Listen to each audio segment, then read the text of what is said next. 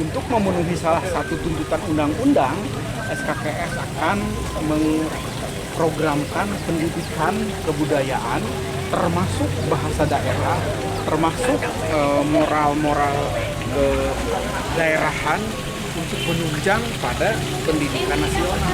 Jadi sungguh sangat tidak setujunya jika bahasa daerah dihapuskan daripada kurikulum nasional, baik itu bahasa Sunda, bahasa Jawa, Madura, dan sebagainya.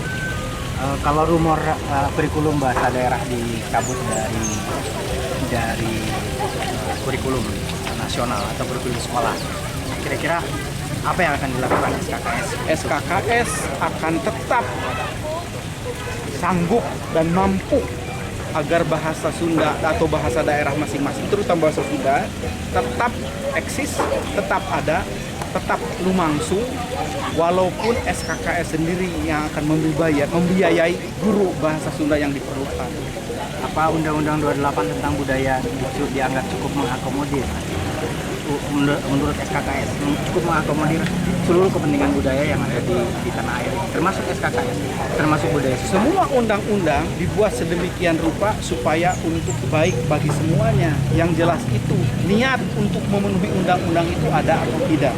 Jadi tergantung kita, walaupun tidak ada undang-undang, tetapi kalau setiap keluarga Sunda ingin eksis bahasa Sunda, berkata dengan bahasa Sunda, mengajarkan budaya Sunda, tanpa undang-undang pun budaya Sunda akan tetap jaya. Kemudian apa secara legislasinya yang bisa menguatkan bahwa budaya itu harus, terutama budaya Sunda, mengingat ada rumor atau ada perhelatan di luar sana. Sekarang ini negara Indonesia dikuasai oleh Majapahit. Aki pernah dengar mungkin? Saya mendengar sekali banyak macam-macam isu. Sayangnya orang Indonesia atau orang Sunda, Jawa, dan lain pun selalu terkicuk oleh kejadian-kejadian masa lalu. Yang sudah lalu sudahlah jadi sejarah. Di luar kebenaran atau kesalahan, orang Sunda atau yang sekarang harus membikin dirinya sendiri untuk tetap eksis dari hari ini dan esok. Jadi Aki tidak akan terpancing oleh zaman-zaman yang lalu. Kalau ada pertanyaan yang menggaung, kemana Raja Sunda? Kemana Raja-Raja Sunda? Apa yang bisa disuarakan oleh SKKS? Raja Sunda sekarang sedang menunggu saatnya keluar, saatnya berdiri lagi, saatnya untuk memerintah kembali, dan yakin itu tidak akan lama lagi. Dalam artian luas, bukan raja kerajaan Sunda, tapi mungkin salah seorang pemimpin dari Sunda akan muncul. Apakah itu tingkat provinsi, kabupaten, atau nasional, tidak akan lama lagi menurut Aki akan muncul seorang pemimpin yang dinamakan Raja Sunda. Indikasinya kalau dikaitkan dengan kekuatan atau kepercayaan Uga dan Wangsit, itu sudah bermunculan uga-uga di berbagai daerah. Orang-orang tua yang tadinya takut untuk mengeluarkan uga, sekarang masing-masing pada mengeluarkan uga. Berarti ini ada apa? Berarti sebentar lagi insya Allah kepemimpinan dari Tatar Sunda akan muncul. Saya ingin mendengar salah satu atau statement dari seorang Ki Iwan tentang Budak Angon Makalangan. Budak Angon Makalangan kalau diguar atau diterangkan pada hari ini atau saat ini tidak akan cukup 1, 2, 3 jam. Tetapi apa itu makna daripada Budak Angon dan Budak Janggotan sudah ditulis dalam website SKKS, yaitu www.kalangsunda.net. Silahkan, di sana peranan Budak Angon, siapa Budak Angon, dan apa nantinya peranan Budak Angon sudah jelas. Jadi silahkan diklik saja website kami. Termasuk nancepin Hanjuang di Istana Merdeka. Termaksud nancepin Hanjuang di rumah sendiri. Kalau di tiap rumah sudah ada Hanjuang, jelas semuanya adalah akan tumbuh dengan suburnya. Kalau yang ini Ki, salah satu tagline dari Sekolah Kandaga Kalang Sunda, Nyunda Nyakola Nyantika Nyantri.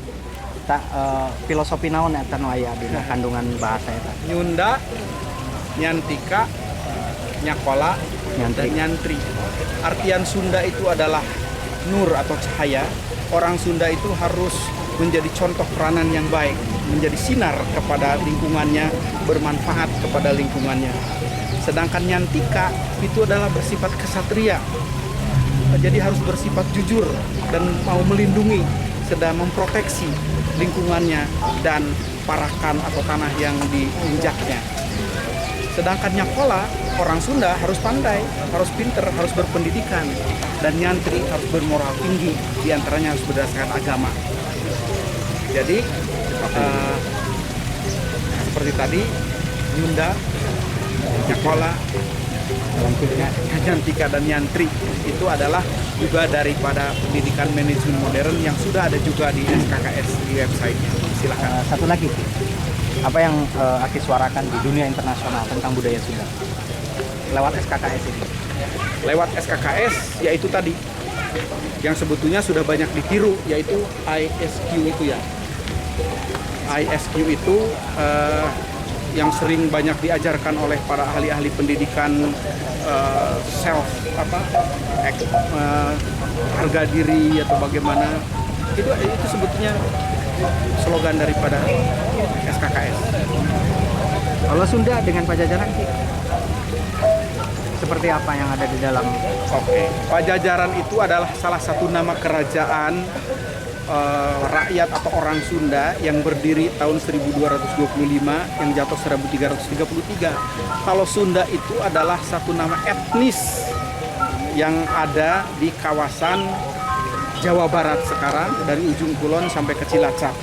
Tapi kalau melihat kepada Sunda yang lebih luas lagi, bahwa negara Nusantara ini Sabang sampai Merauke itu adalah disebut Tatar Sunda.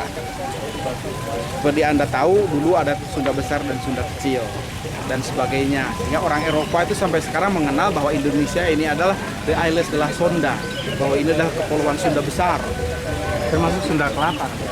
Sunda Kelapa itu hanyalah satu kota, yaitu pelabuhan yang sekarang adalah menjadi Jakarta. Dulunya adalah Sunda Kelapa, karena waktu Portugis mendarat itu ke daerah Sonda ternyata banyak kelapa. Sunda Kelapa.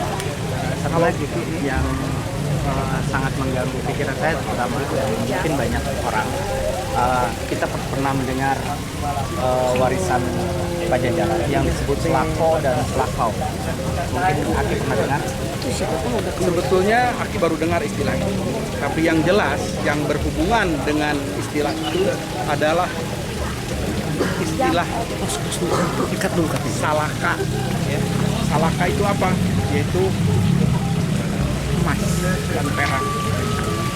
Ini ada sangat penting sekali, Aki sudah ada sesuatu yang harus kita. Oke, terima kasih.